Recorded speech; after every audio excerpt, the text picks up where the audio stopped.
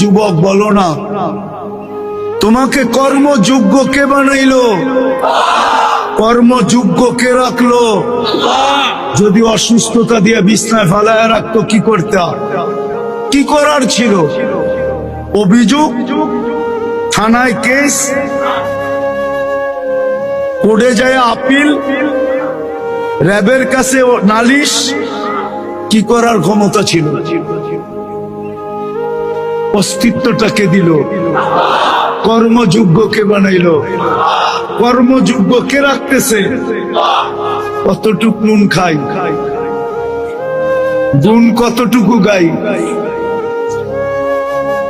গুণ তো গাই না আল্লাহ।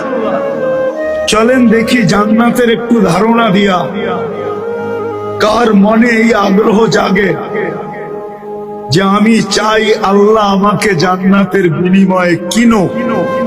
এই আগ্রহটা কার মনে পয়দা হয়? একটু জান্নাতের ধারণা দিয়া দেখি। আল্লাহ কিন্তু জান্নাত দিয়ে কিনতে চাইতেছেন। কিনবে কে?